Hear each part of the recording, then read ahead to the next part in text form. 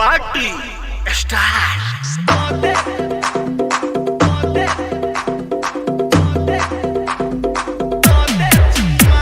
Singing by Dharmendra Nirmaliya and Niku निराला।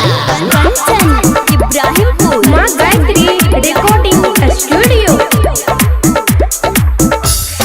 ये छोरी ये गोरी ये छोरी ये गोरी मुँह किया तो हर छो तुम प्यार में तोरा प्यार में भगेलो हम निकम्मा चुम्मा चुम्मा दो दे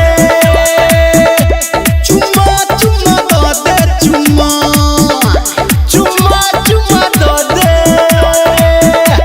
चुम्मा चुम्मा दो दे चुम्मा।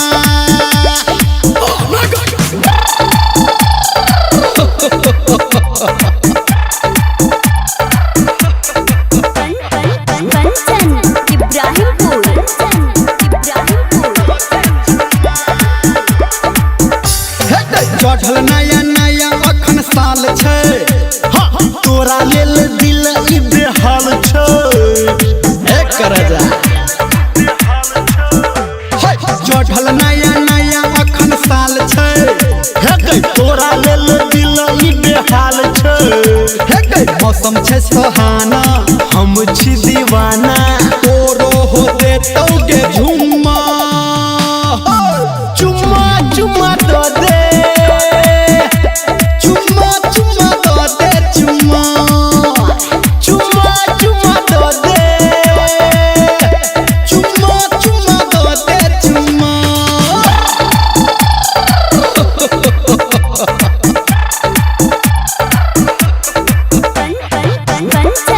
इब्राहिमपुर अभी आप सुन रहे हैं सावरिया म्यूजिक। बड़े दिन से लागल हमर आस गे मौका निक भेटल छे आन पास गे साइट जो। बड़े दिन से लागल हमर आस गे मौका निक भेटल छे आन पास गे कहो निर्मलिया निकू निराला राइटर बादल भके घुमा चुम्मा चुम्मा दो दे चुम्मा चुम्मा दो दे चुम्मा चुम्मा चुम्मा दो दे चुम्मा चुम्मा दो दे चुम्मा